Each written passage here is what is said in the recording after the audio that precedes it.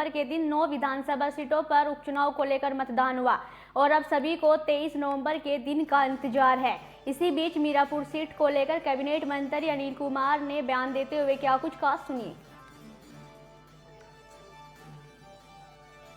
तो जी मीरापुर उपचुनाव संपन्न हो गया, मतदान भी अच्छा खासा हुआ, लगभग 60% के नजदीक। तो क्या लगता है चुनाव किधर को गया? देखो, जैसे आज मतदान समाप्त हो गया है 5 बजे और जैसे रुझान हम लोगों को प्राप्त हो रहे हैं, मुझे लगता है कि सभी समाज के लोगों ने वोट तो एक तो मिथिलेश पाल जी को वोट दिया है। ये बड़ी बात है। किसी भी चुनाव में जब किसी प्रत्याशी को सभी समाज का वोट मिलता है, वो निश्चित रूप से जीत की तरफ चलती है। और जैसे रुझान प्राप्त हुए, मुझे लगता है कि बड़े अंतर के साथ मिथिलेश पाल इस चुनाव को जीतने का काम करेंगे। तो इस तरह शुरू से ही शुरुआत में आरोप प्रत्यारोप शुरू हो गया। शुरू में ही सुबह सुबह मतदान शुरू हुआ तो समाजवादी पार्टी के प्रत्याशी असुमुल राणा, उसने आरोप लगा दिया कि मुस्लिम वोटों को रोका जा रहा है, जो मुस्लिम मतदाता है उन्हें पोलिंग बूथ तक नहीं जाने दिया जा रहा। देखो, ये जो मिथिलेश जी का चुनाव हुआ, आज संपन्न हुआ है, जो मतदान हुआ, एक तरफा चुनाव था। हमारे मुस्लिम भाइयों ने भी मिथिलेश जी को बहुत वोट देने का काम किया है और आरोप लगाना तो किसी को रोक नहीं सकते। विपक्ष के लोगों ने, समाजवादी पार्टी के लोगों ने आरोप जरूर लगाया है, लेकिन मुझे तो कोई ऐसी बात दिखाई नहीं दी। कहीं कोई प्रशासनिक या मान लो कोई इनपुट उनके पास रहा होगा तो उस रूप में कोई छोटी मोटी कार्रवाई हुई है। कोई बिल्कुल शांतिपूर्वक तरीके से चुनाव हुआ है। इस तरह दूसरी पार्टियों के प्रत्याशी और भी चुनाव मैदान में थे। आजाद समाज पार्टी से थे, बसपा से थे और AIMIM से। उन्होंने लगातार शिकायत की है, लगातार आरोप लगाए कि भाई पोलिंग बूथ का जो मुस्लिम वोटर है उन्हें रोका जा रहा है। कई गांवों की शिकायत है। देखो, हमें तो चुनाव में लगा सुबह 7 बजे से लेकर 5 बजे तक कि इनको लोग वोट देना नहीं चाह रहे थे। समाजवादी हो, असपा हो, बसपा हो, इन्हीं के खुद के वोटर, जो मूल वोटर है, वही राष्ट्रीय लोकदल की जो प्रत्याशी थी, एनडीए प्रत्याशी मिथिलेश पाल जी, उनको वोट देना चाह रहे थे। तो इनके आरोप ही मिथ्या आरोप है।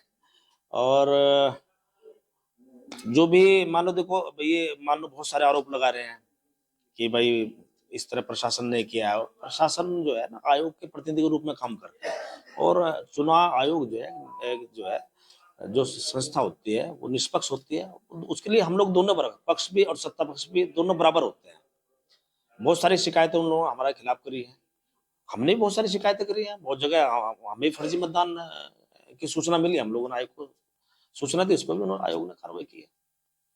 जब बुरके की आड़ में फर्जी मतदान की शिकायत जो प्रत्याशी आपकी मिथिलेश पाल उन्होंने करी है, कई गाँवों में वो खुद गई और वहीं जाकर उन्होंने आरोप लगाया कि यहाँ पर बुरके की आड़ में जो फर्जी मतदान हो गया। उस पर आप हाँ, ऐसी सूचनाएं जो है ना, देखो हमारी प्रत्याशी के माध्यम से सूचना मिली थी। हम लोग कंट्रोल रूम में थे और वहां से जो है ना, मान लो जब हमें सूचना मिली कि फला फला गांव में इस तरह का फर्जी मतदान की सूचना है, तो हमने आयोग के समक्ष अपनी बात रखी, उसमें कार्रवाई हुई, फर्जी मतदान रुका।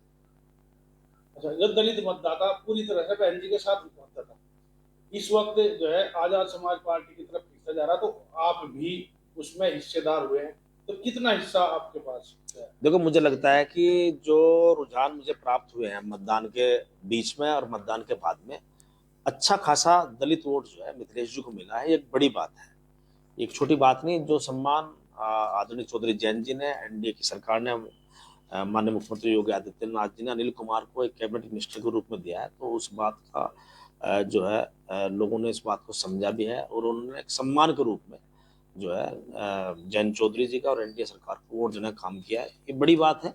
राजनीति में यही बात होती है। मान लो किसी व्यक्ति को जब सम्मान मिलता है तो वो व्यक्ति विशेष के नाम को नहीं मिलता, उसमें समाज को मिलता है। और हमारे समाज ने चौधरी जैन जी को का कुछ ऋण जो है इस चुनाव में उतारने का काम किया है।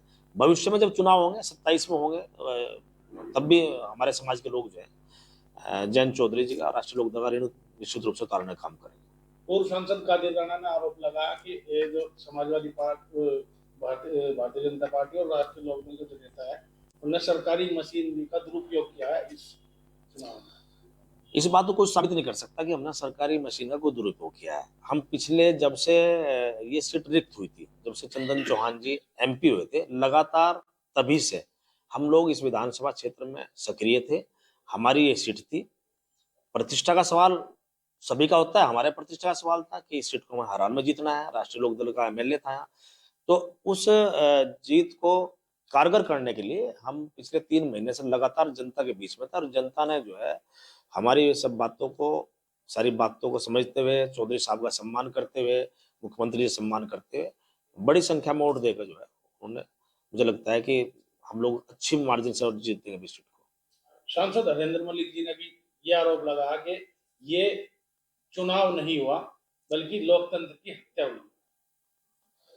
अब विपक्ष में ये होता है, सभी लोग इसी बात को कहते हैं हमेशा। जो एमपी साहब हमारे बड़े हैं, बड़े सीनियर लीडर हैं हमारे मुजफ्फरनगर के, लेकिन ऐसा कुछ नहीं है। कहीं मुझे नहीं दिखाई दिया कि प्रशासन ने कोई ऐसी कोई कार्रवाई की हो जिसमें प्रशासन को पार्टी बनाने की उन्होंने कोशिश की है। निष्पक्ष चुनाव हुआ है, बिल्कुल कोई दिक्कत नहीं, कोई परेशानी कहीं नहीं हुई। सब लोगों ने बिल्कुल शांतिपूर्वक तरीके से मतदान करने का काम करा। जिस तरह इस पूरे चुनाव का जिम्मा आपके ऊपर था, तो ये चुनाव अगर आप जीत का दावा कर रहे हैं तो इसका जो सेहरा है किसके सिर पर बनने का और श्रेय किसको जाएगा?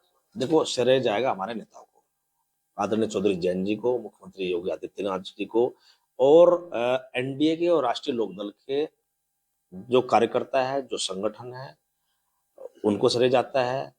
एक छोटी सी जिम्मेदारी मुख्यमंत्री जी ने दी थी, लेकिन सामूहिक जिम्मेदारी हम सब लोगों की थी। हम लोगों ने सामूहिक रूप से अपनी रणनीति बनाकर उसको जमीन पर उतारने का काम किया। कल को हम जो है चुनाव अगर हम कल को हम चुनाव जीतते हैं तो उसका पूरा श्रेय राष्ट्रीय लोकदल के और भारतीय जनता पार्टी के नेतृत्व का और दोनों पार्टी कार्यकर्ताओं का होगा। इस चुनाव को जो 2027 का सेमीफाइनल बताया जा रहा था। सही बात है। देखो, सही बात है। जब से चौधरी साहब एनडीए में शामिल होने के बाद में इस नए गठबंधन में ये हमारा पहला चुनाव था विधानसभा के रूप में।